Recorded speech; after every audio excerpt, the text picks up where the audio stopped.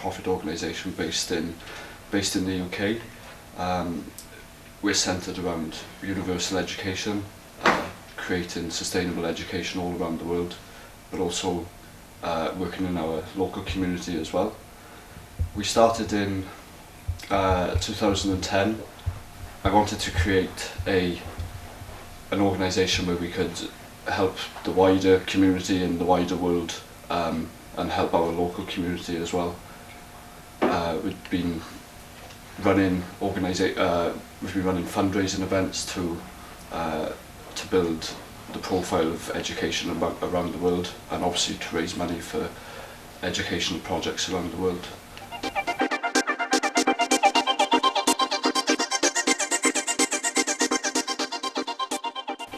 I was working with a local community programme in Ebervale in South Wales.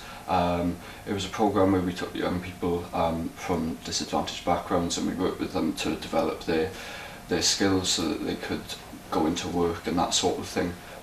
So I was trying to create something where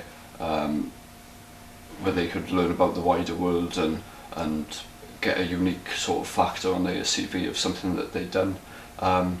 So I worked with them to create their own sort of charity campaign and their own fundraising campaign, which they did, and they did very well. And then that was the first amount of money that we raised. Then we sent it out to Peru in South America. We only spent, I think it was about £20, and we were able to fund the school for well over two months, by giving them resources and pens and pencils and things that they just didn't have. So then that was really the base of when we started, just that tiny amount of money that can go so far.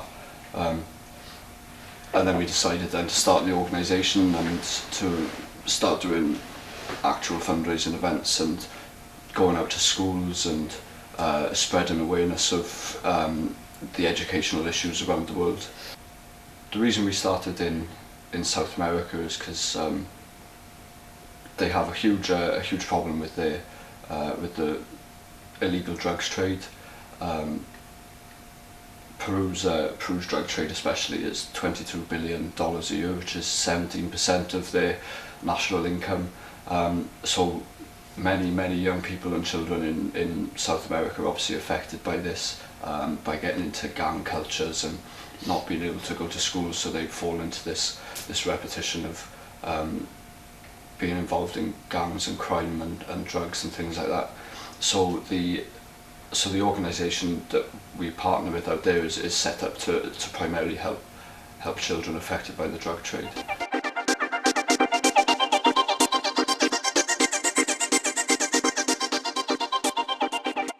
So there was a number of projects we funded. We built sanitary systems throughout the schools, obviously making it safe for children and for teachers to go into schools.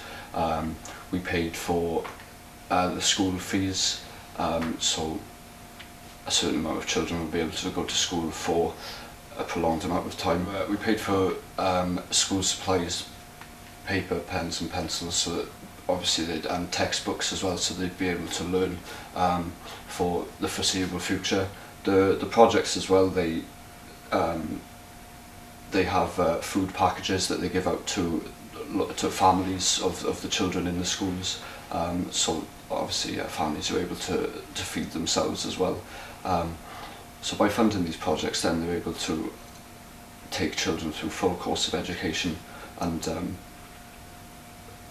build themselves then into being able to run their own businesses, to get proper jobs. And the main project we funded was in this the Cusco area of Peru. I'll give you sort of an example of the schools we were working with. It was the Santa Rosa Primary School in Peru. We rebuilt their classroom. We supplied them with school resources. We put security gates on the schools because kidnapping is a huge problem in South America.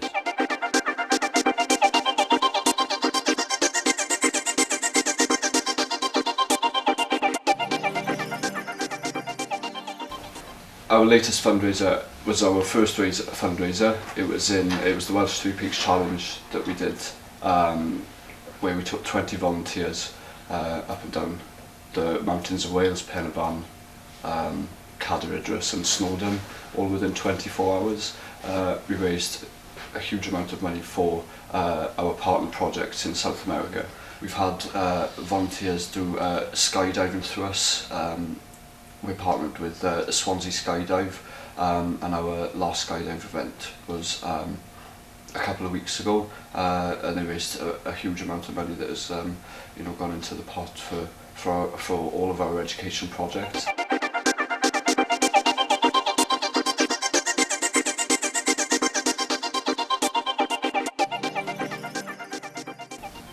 We run local community events and local fundraising events, but we're always urging people to come up with their own ideas and their own interesting ways to spread the idea of universal education. We feel it's really important to involve our local community in the work we do, and I feel that by going into schools and doing talks, supplying schools with global citizenship learning resources, the young people in Wales are able to see the wider problems in the world and see what they can sort of do to help. It also helps young people as well see how children in other countries see education and how important it is for them. Children in schools over here just take school for granted and just take it as what should be given to them, whereas in Peru and in South America and Africa and Asia, they see education as their way out of poverty.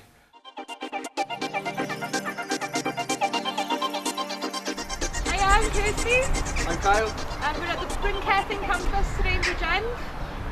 We're going to give a talk on Help Us Learn and how we help children in education. We are Help Us Learn, as you can see there, and basically we're here today just to teach you the importance of an education and how you guys can help those kids who are not in education, really. We've been set up since January this year, and we've already done a couple of fundraisers and things like this that we'll show you during the slideshow now. We've got here why education is important. Now you all know why education is important for starters. It's to get you jobs, get you security, get you money, start your families, get secure IDM.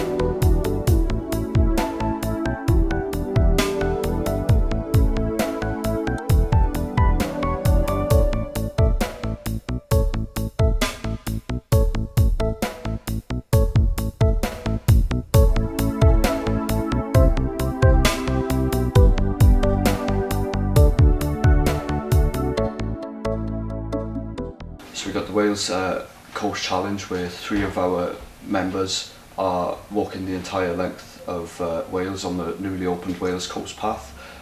It's 860 miles, and they're looking to do it within 30 days. We've got a fundraising website that's set up especially for the event. It's innovative and groundbreaking. It works on the people guessing of how far we're going to walk around the coast. The website for the Wales Coast Challenge is walescoastchallenge.co.uk. We've got a planned fundraiser as well going on next year. it's been called the Island Peaks event, and it's where one of our members will be climbing two of the peaks in the Himalayas. All of the money raised then will obviously go to our international educational projects, and we'll also a percentage of it will also go to our local community partners as well, to fund sports projects and community projects and youth projects in our local area.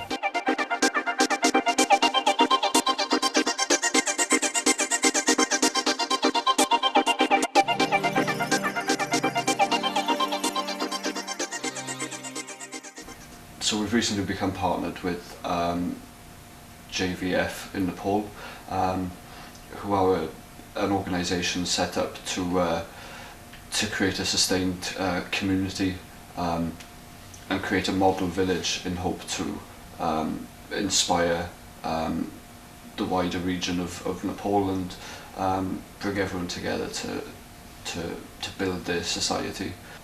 We feel that Help Us Learn and JVF, we share the same ideas, the same beliefs, and we both adhere to the ideology of building a sustained future for the communities that we work in and that we live in. So we think that by working together we'd be able to make a huge difference in Nepal and in our local community as well. You know, we've been working with JVF to come up with a strategy so that we can to raise the $7,500 to build the primary school. The problem that the village have is that the primary school isn't big enough for the children there to complete a full course of education. So when they finish in the primary school, they have to obviously then go to secondary school, but they're too young to walk the 3 hours that it takes to get to the secondary school. So by building this primary school extension, we'll be able to establish a full education for the children in that village then.